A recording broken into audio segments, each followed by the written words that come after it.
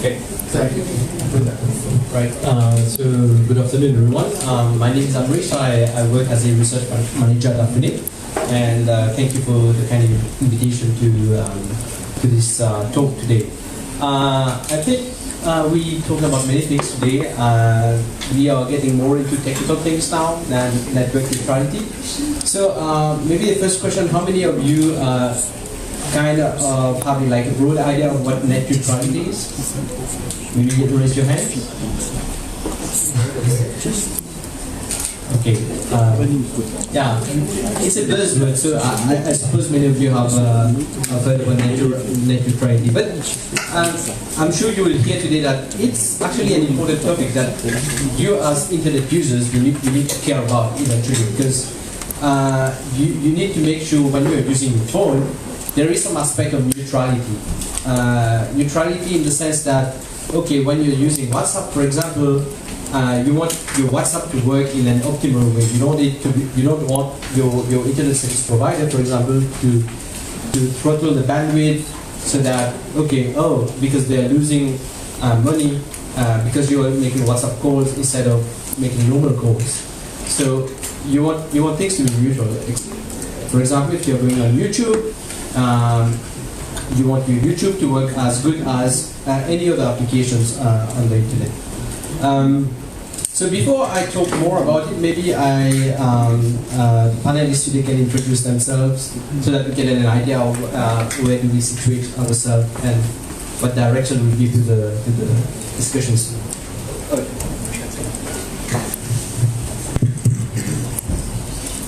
Good afternoon, everyone. My name is Dr. Kaleem Usmani, and I'm heading the Mauritian Computer Emergency Response Team of Mauritius. My focus in the area is cybersecurity. I look at the cybersecurity of the country, and I think this is my introduction. Amreesh. Very good. Thank you.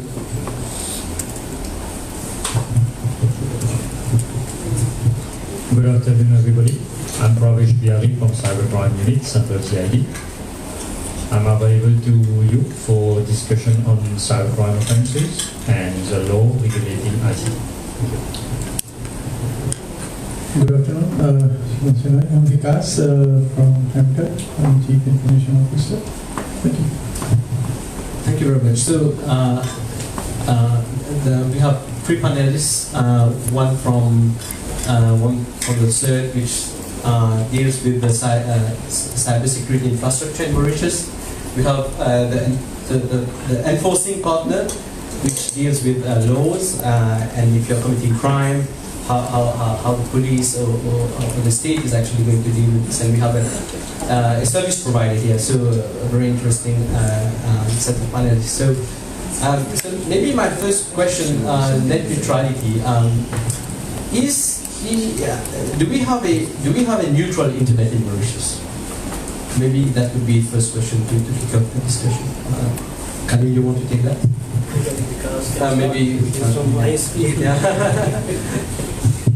I think so. I think you put down very nicely that what is net neutrality and why is it important for all of us. There have been multiple debates in various countries with respect to the overall principles and the governing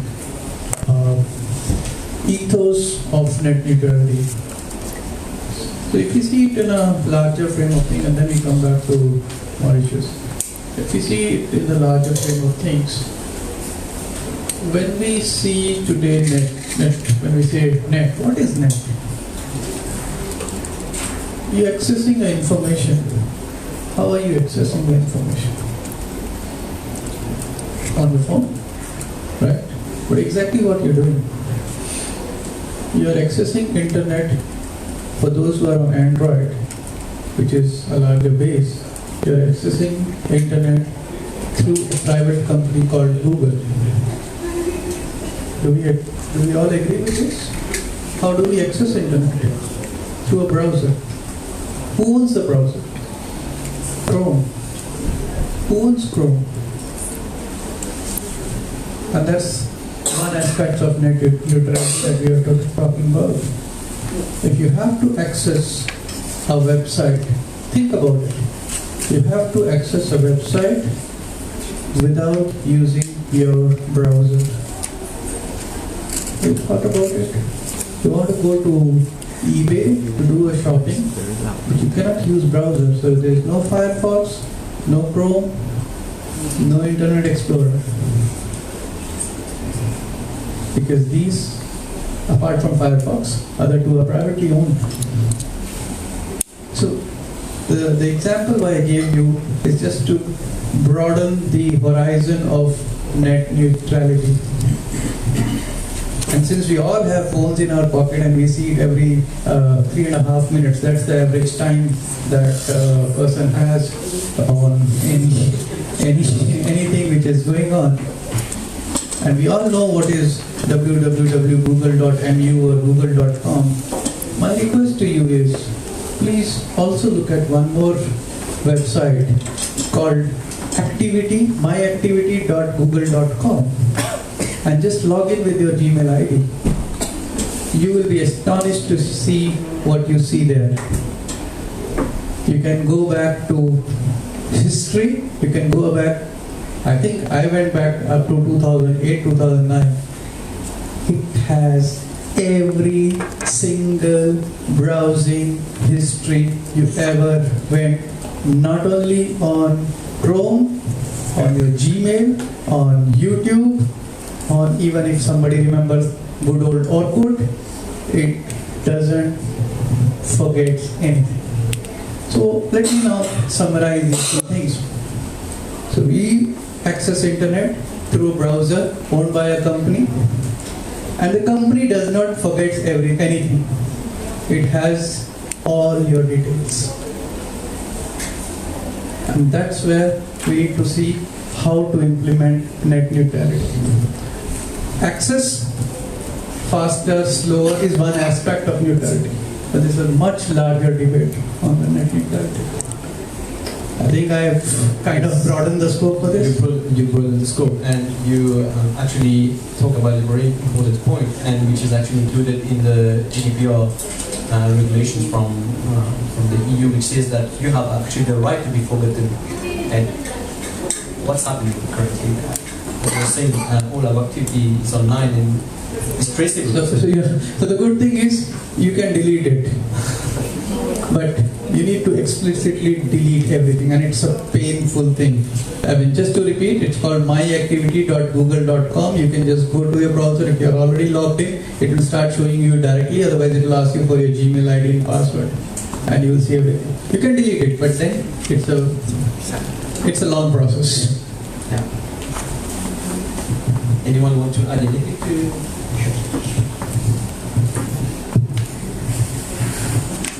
In fact, I think Vikash has mentioned about the network neutrality and something we are talking about right to be forgotten. So if I talk about, let's say, in the context of Mauritius, and if we talk about the Data Protection Act, so Data Protection Act of the country has been aligned with the GDPR, and network neutrality or net neutrality is one component of it. Just to give you one example, of course, right to be forgotten is something really important, because why I'm saying, because we have the different cases around this which we normally reported to us, and we have faced that kind of, let's say, a case, and it's still like, for example, a right to be forgotten working efficiently and correctly is a challenge. For example, let's say if somebody is having a kind of content which is onto, for example, a search engine Google, for example, and if you, that's of course your let's say personal information, and that personal information, of course, that's not a dead link. If it's a dead link, surely this is going to go out. But if it's, let's say, a live information about a person onto a Google, and if you want to challenge Google to take out that information through right to be forgotten, that's still a challenge. And that doesn't happen very quickly. And there are a number of cases for Google, for Facebook. I think Emily is here, she could add something onto that.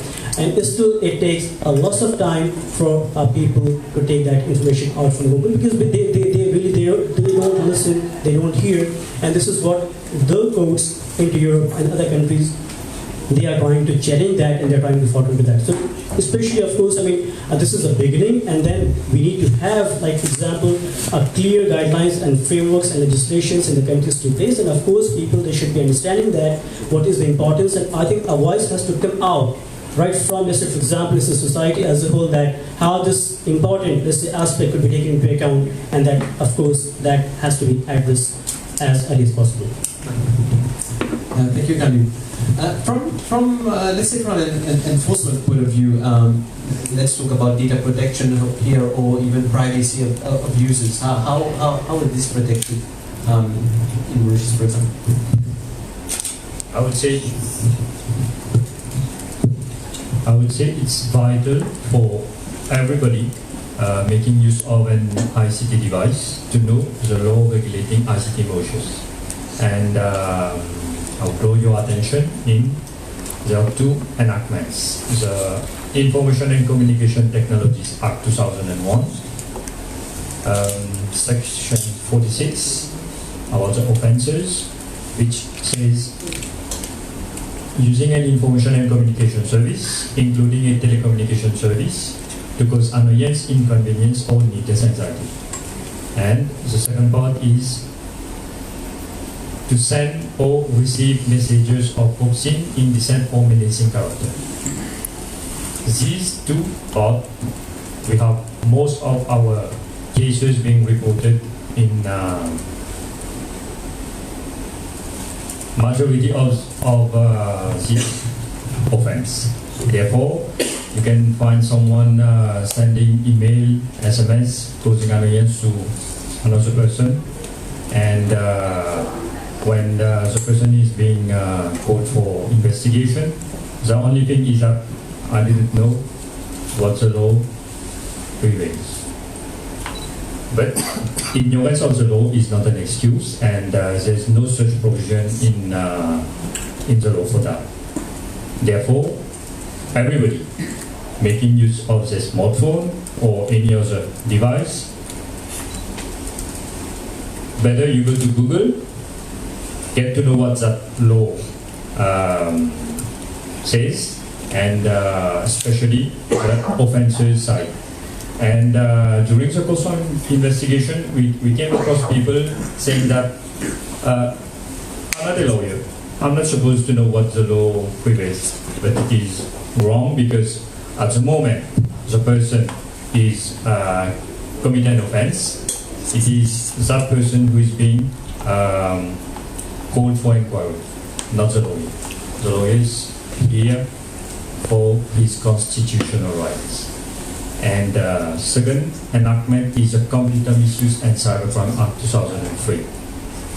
We have section 3 to 10, and two major part of that where we have majority of our cases being reported is the section 3, unauthorized access to computer data, and section 6, unauthorized modification of computer data. Therefore, you can see someone, a quick example is where someone wants to know about his friend's Facebook account. Therefore, what he's doing is he's trying to, he considers himself as, I'm a hacker. So he has Googled a little out about how to hack a Facebook account, got some steps, and then he starts trying to access that person's account. And at the moment, the person's account is being logged with an IP address, is being notified. We can see the person coming to cybercrime, reporting a case, and during the course of investigation, we are going to find, to get the person arrested. The Computer Misuse and Cybercrime Act 2003 is an arrestable offense. And it is something for the ICTA offences, it is a fine up to 1 million rupees and imprisonment not exceeding 5 years. So it is something serious. And as well as for Computer Misuse and Cybercrime Act 2003, we have fine up to 100,000 rupees and imprisonment up to 10 years. And for the section 6, it is fine up to 200,000 rupees, imprisonment up to 20 years. And I believe it is everybody's concern, because nowadays we all make use of an ICT device. So in that same vein, maybe for the information and awareness of everyone here, when we are doing some sort of activity online, we might not know that we are perhaps doing an illegal activity. For example, let's say we are downloading a R-rated movie.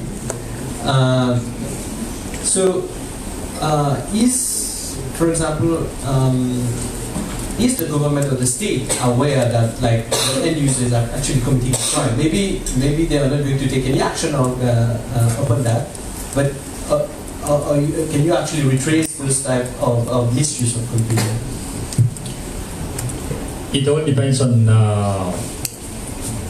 what you want to say more precisely, because if it is yesterday, I draw the attention of the audience about the investigation side.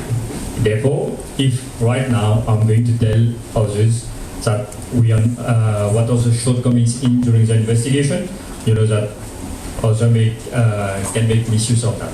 Okay. But still, on the other hand, what we do is we conduct sensitization program, so that everybody, we go to schools, private companies, because the cybercrime offenses are different. You can have under the ICT, but still you can have private companies being defrauded of huge amount of money, whilst they have received false instruction of banking details. And then example is that company A, which is in Mauritius, is dealing with company B in a foreign country. They use a current email account, which both of them know. What happens is someone else just send an email to that person saying that we have just moved from this bank to another bank, so please proceed with the payment to that new bank account. And that person is not going to know. He just sends the transfer the money and wait for the goods to arrive. After 1 month, at that moment, he's going to count the check. And then when he gets to know that there has never been a transfer, then they come to cybercrime. After 1 month, we don't have any hope of recovering that money. That's why we do conduct sensitization program at different levels. Schools, companies, even on radio and TV programs. I would ask if you are again broadening the concept of net neutrality, maybe another concept would be censorship. So we know in many African countries, many things are censored for public safety and public good, for example, child pornography. But there are other cases for political reasons. Websites are censored, or news websites are censored, even sometimes Facebook, etc. So how is the end user or the internet citizen protected from those type of perhaps abuse of power? For example, in Africa, or if you have any experience in Africa or here in Mauritius. For example, I think Amreesh to add something what you have said previously. I wanted to address what Pravesh was saying, then maybe I just can come back to this particular question. Basically, what we're trying to address right now here is that we are talking about, you said, can we trace, let's say, if that cybercrime has happened on this particular network. I think this is what was the question.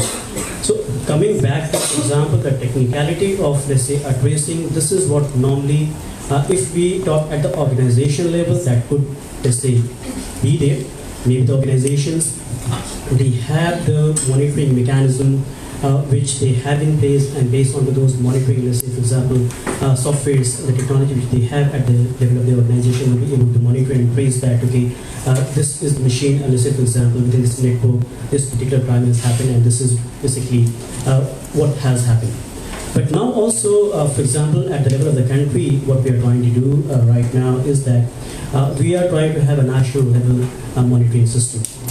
So meaning to say that national level monitoring system, of course not policing at all, but this is, we are talking about, for example, a malicious threat monitoring. For example, if we do not know, and the country doesn't have right now, frankly speaking, for example, Mauritius, though we are fairly doing very well into the area of cybersecurity, but in terms of technology of this national level threat monitoring, which is really important, because I'm talking in terms of the NOC and the SOC kind of, let's say, establishment, the country doesn't have. So if I want to know that, if, for example, within this country, within this network, where is the bot sitting? So of course, our ISPs, they may be having their SOC, they are running, and then of course they know that what is happening. But if, let's say, any bot is sitting within the country, I don't have any idea how it is happening. So just to answer this, the country is in the stage of setting a national level cyber threat monitoring system, which will allow the country in order to find it out that where exactly the threat is sitting. This is one point.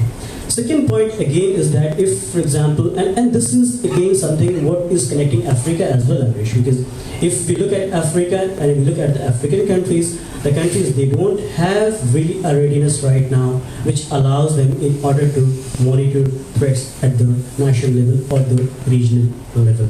Now another point connecting to this, what again also we are trying to do is that we are trying to have a regional platform set up within the, let's say, Mauritius, where the different SADC as well as the COMESA and the IOC countries, they could join that platform through our national cybercrime capacity building center, which is going to be launched in November this year, which allows all these different countries to sit together and then, of course, let's say, manage threats from the central location. So this is again something which this will allow, and this is again we are talking in terms of threats, and then if we are not able to manage threats, of course we will not be able to anyway control cyber crime. Now another important aspect again here, Amreesh, is, for example, either at the level of the country, because I think this debate is again not only for Mauritius, but I think this debate is again for Africa. So now in Africa, we are talking about the critical information infrastructures, because I talk about CEB, I talk about, let's say, CWA, I talk about aviation, if I talk about telecommunication, I talk about, let's say, for example, any other, let's say, establishment which is critical for the country. So then what happens, for example, if there is any threat at the level of the, let's say, power sector, how I'll be able to monitor that? We don't have the establishment of that kind.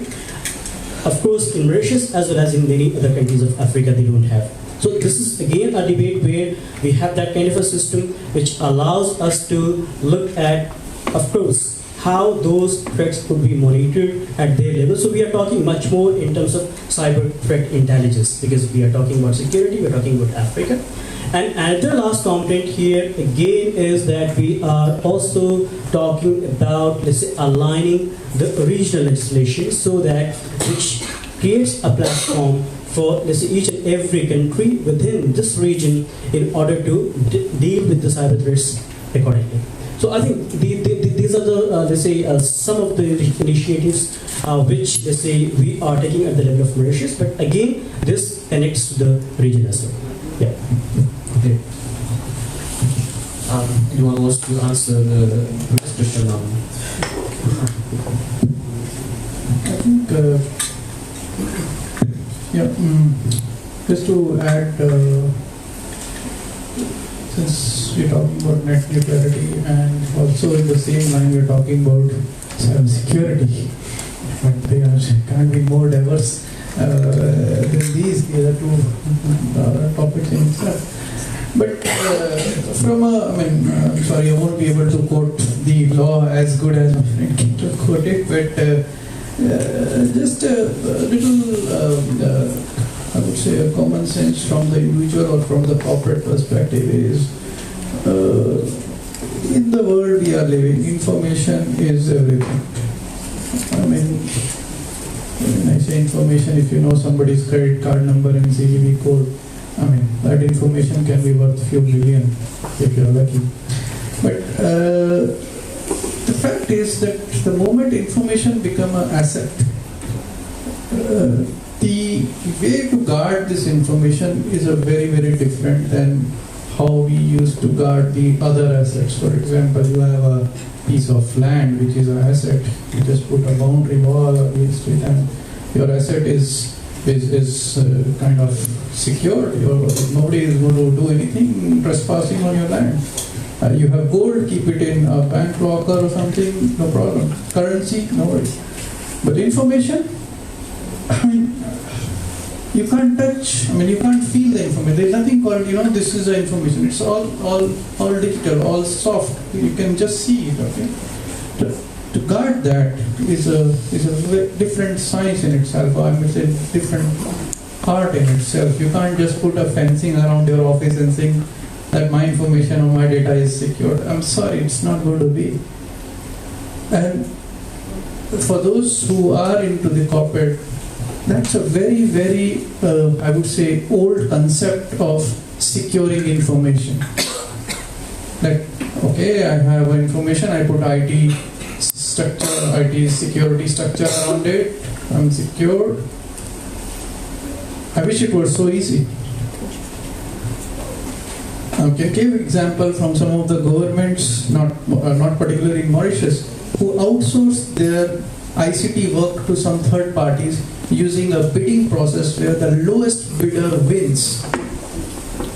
And that lowest bidder has people who are working for government and working on critical assets.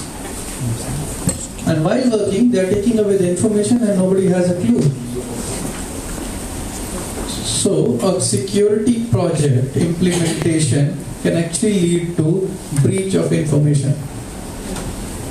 So what's happening now? What's happening is people are moving away from premises. We don't want where people are sitting, information or the server should not be sitting there. That's the least we can do. There comes the cloud. Why everybody likes cloud? Because it's not on premises.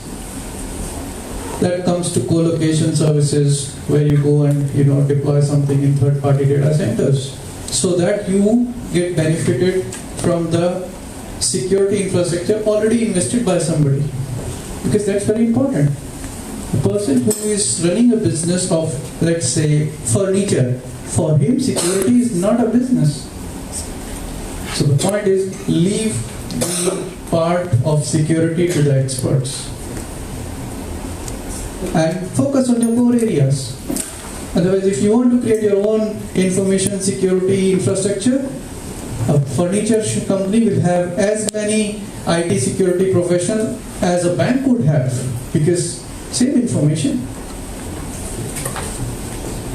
So that's a little bit about the journal aspects of how we should go more onto managed services rather than trying to rediscover wheels ourselves as far as security is concerned. I believe security is something that needs to be taught at a very early age about basic principle, basic hygiene that people need to actually follow. What I would like to add regarding what you have just said is, and still in line with investigation, if you don't want to get hacked or becoming towards the cybercrime, therefore, like Facebook or other online profiles provides you with two-step verification, or make use of the maximum security provided. One example, for online banking, what is easy for the end user is easier to be hacked. When on-screen keyboard is being provided, but still it is something hectic and easier to use is your keyboard. But there's a reason for that, to be using the on-screen keyboard. So make use of maximum security provided. And as compared to what we have at home is only our antivirus. data centers, banks do provide security for their own system, but they don't use just an antivirus. It is millions of rupees being invested for that. So we are being provided with two-step verification or other security features, but the fact that it is a lengthy process, people are going to say, I'm going to through the easier steps. And afterwards, you find yourself at the cybercrime or nothing can be done.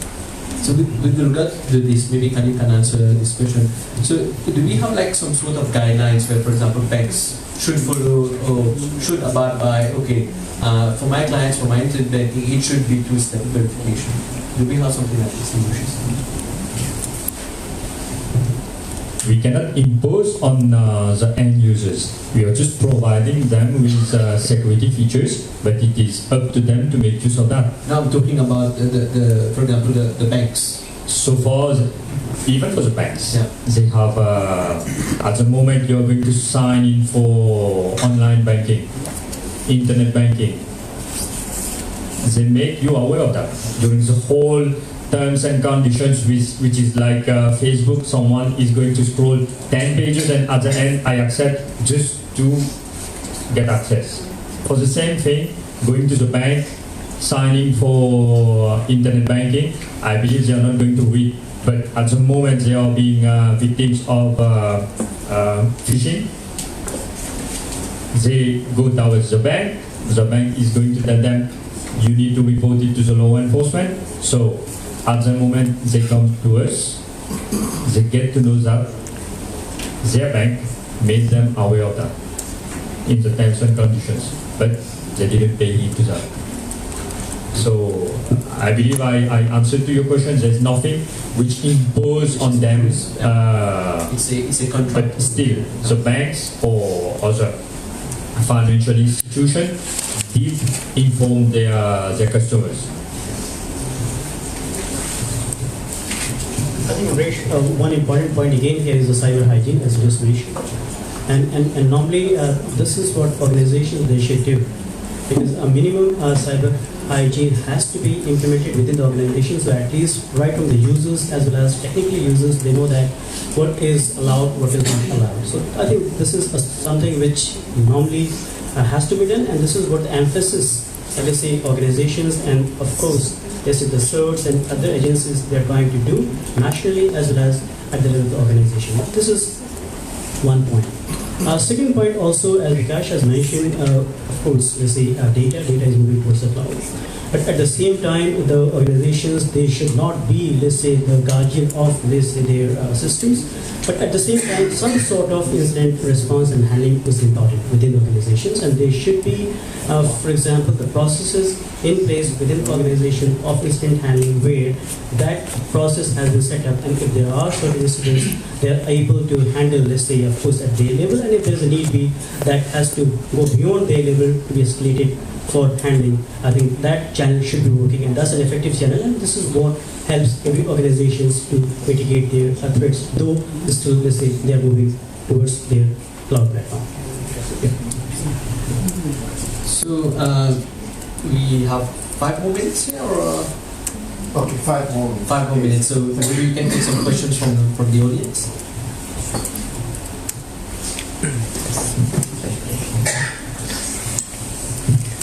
Thank you. My question is about the aspect when we create, like you said, for example, the law where we have the right to be deleted from the net. But normally when I create an email address, so if I permanently delete it, it's still available 24 days or even more on the net. After that period of time, I do not get access to it. But from a user perspective, what is the reliability that this information is still not available on any data center around the world? That's my question.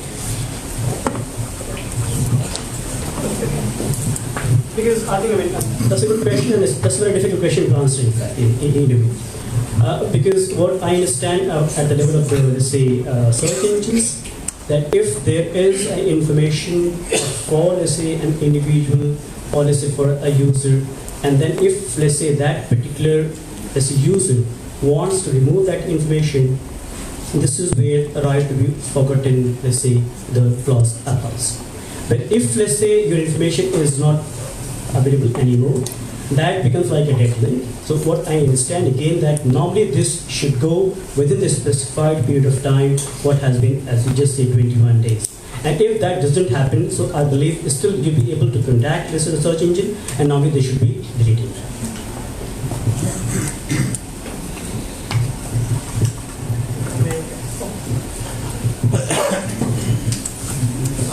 He wants to add to. No? Okay. I can help on the Facebook account. You can, so either you can deactivate or delete your account. Deactivating means you can go back in.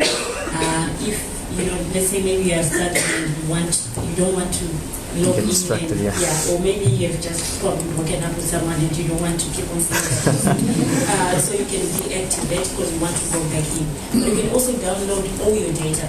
So maybe there's something from 2004 that you still don't want it to appear on your timeline, but you want to refer to it. So you can download all your data and have it sent to you. But you can also permanently delete your account if you want to on Facebook.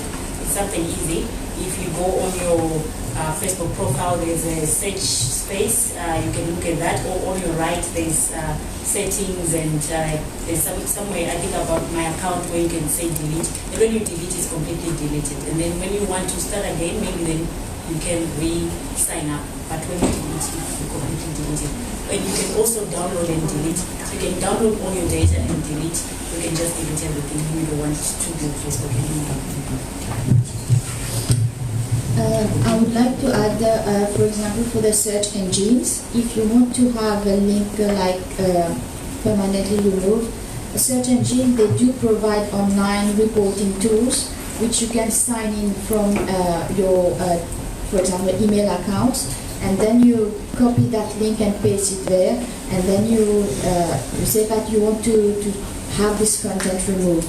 So they will analyze the link, and if it's really a dead link that brings no content, they will surely remove it.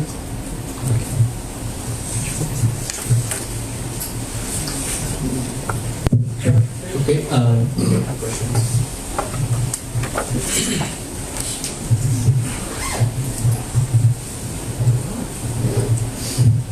Vishal Sinam from OBS.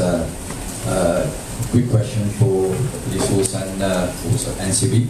We're talking about data integrity, data quality. Is there any enforcing program from the government or the police force to educate data integrity and data quality in Mauritius?